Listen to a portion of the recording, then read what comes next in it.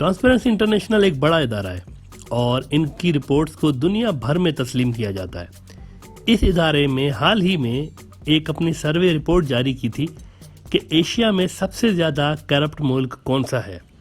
ये सर्वे जिन मुल्कों में किया गया इनमें Indonesia, Taiwan, Maldives, India, Thailand, Japan, Philippine, चीन, Bangladesh, Nepal, Myanmar, Cambodia, Vietnam, ये सारे मुल्क शामिल थे।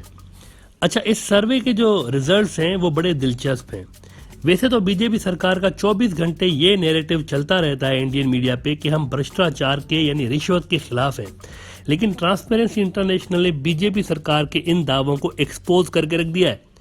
इनका कहना है कि एशिया में जो सबसे ज़्यादा करप्ट मुल्क है वो इंडिया है और यहाँ पब्लिक सर्विसेज तक रसाई के लिए हमेशा पैसा और पर्सनल कनेक्शंस का इस्तेमाल एक आम सी बात हो चुकी है, जिसकी वजह यह है कि इंडिया का जो ब्यूरोक्रेटिक सिस्टम है या ब्यूरोक्रेटिक जो प्रोसेस है वहाँ का, ये बहुत ही स्लो है। सीधे तरीके से कोई सरकारी काम करवाएं तो उसमें सालों लग जाते हैं। इस सर्वे में 50% लोग ऐसे थे जिनका मानना था कि इंडिया में रिश्वत के बिना कोई काम होता ही नहीं है और इन लोगों ने खुद भी रिश्वत देकर काम करवाए हुए हैं। ट्रांसपेरेंसी इंटरनेशनल ने इंडियन हुकूमत को यह भी रिकमेंड किया है कि रिश्वतखोरी और नेपोटिज्म को रोकने के लिए इकदाम उठाएं। इंडिया के अंदर ब्राइबरी रेट 39% है, जो कि सबसे ज्यादा है एशिया के अंदर।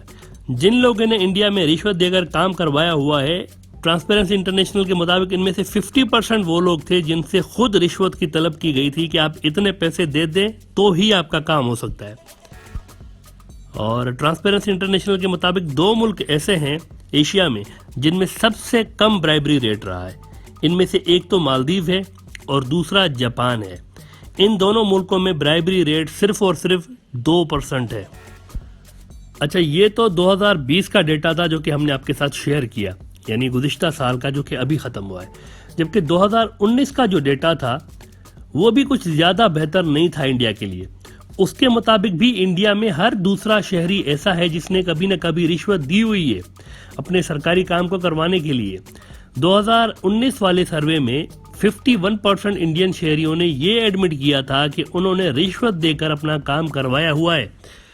अगर रिश्वत की रोकथाम के लिए बीजेपी सरकार की तरफ से की जाने वाली कोशिशों का जिक्र किया जाए कि आज तक उन्होंने क्या किया है रिश्वत को रोकने के लिए, तो मोदी साहब की हुकूमत की जानिब से जो सबसे बड़ा स्टेप नजर आता है आज तक, 2014 में मोदी साहब हुकूमत में आए हैं, जब से लेकर उन्होंने आज तक जो सबसे बड़ा स्टेप लिया है भ्रष्टाचार और करप्शन के खिलाफ, तो वो नोटबंदी वाला उनका फैसला था। कि एक रोज क्या हुआ कि अचानक से मोदी साहब शाम के टाइम पर टीवी पर लाइव आते हैं और पूरी नेशन को ये कहकर हैरान कर देते हैं कि आज रात 12 बजे के बाद पुराने नोट सब बंद हो जाएंगे और सब लोग कल से बैंक के बाहर खड़े हो जाएं और नोट अपने एक्सचेंज करवा लें नए नोटों के साथ। इस अजीबोगरीब फैसले को बीजेपी समर्थक ये कहकर जस्टिफाई करते रहे कि दरअसल ये जो मोदी साहब का एक्शन है ये करप्शन के खिलाफ उनका मास्टर स्ट्रोक है जो कि उन्होंने खेला है, और वो लोग जिन्होंने काला धन अपने घरों में छुपा कर रखा है अब उनको ये सारा धन बाहर निकालना पड़ेगा और इन नोटों को उनको एक्सचेंज कराने पड़ेंगे जो कि उन्होंने करप्शन से कमाकर अपने घरों के अंदर भर भर के रखा हुआ है। और जब ये एक्सचेंज कराने के लिए बैंक आएंगे तो वहां पर ये काला धन जो है वो पकड़ा जाएगा।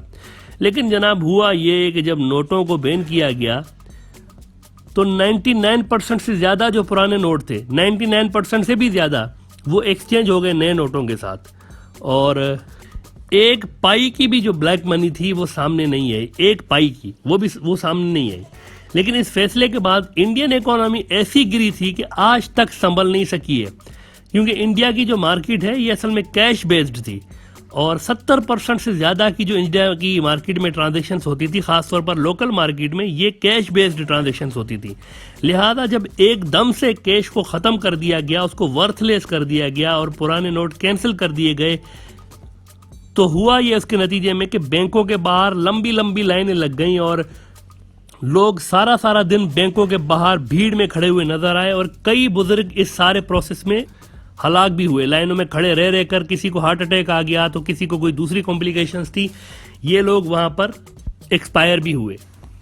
और कैश ना होने की वजह से कैश बेस्ड ट्रांजैक्शंस इंडिया के अंदर बंद हो गई, जिससे अरबों रुपए की डील्स जो थी वो ना हो सकी। और बिजनेसेस ठप हो गए इंडिया के अंदर, क्योंकि कैश था ही नहीं तो कैसे बिजनेस चलेगा। और लोगों के गुस्से को शांत करने के लिए बीजेपी का जो मीडिया सेल है, उन्होंने एक स्टंट करवाया। मोदी साहब की जो वालदा हैं उनको वो ले गए बैंक में, और उनको भी ऐसा दिखाया गया कि जैसे कि वो लाइन में खड़े होकर वो भी अपने नोट चेंज करवा रही हैं और वो भी बाकी अवाम के साथ खड़ी हुई हैं। बहरहाल इस अजीबोगरीब फैसले से इंडिया में करप्शन तो कुछ कम नहीं हो सकी, और इसका प्रूफ ये है कि 2020 में जो ट्रांसपेरेंसी इंटरनेशनल की रिपोर्ट आई, उसमें भी एशिया में सबसे ज्यादा जो करप्ट मुल्क जिसको डिक्लेयर किया गया है वो इंडिया को किया गया है। और दूसरी तरफ नोट बैन की वजह से जो करेंसी खत्म की गई थी पुरानी, वो 99% से ज्यादा जो नोट थे दोबारा सिस्टम में वापस आ गए थे नए नोटों के साथ तब्दील होकर। इस फैसले के अलावा कोई और खास फैसला नजर नहीं आता बीजेपी सरकार की जानिब से करप्शन को रोकने के लिए इंडिया के अंदर। और अगर इस करप्शन वाले नासूर को ना रोका गया तो ये इंडिया की मईशत के अंदर मजीद तबाही फैला सकता है। मेरे प्यारे देशवासियों, पिछले दशकों में हम ये अनुभव कर रहे हैं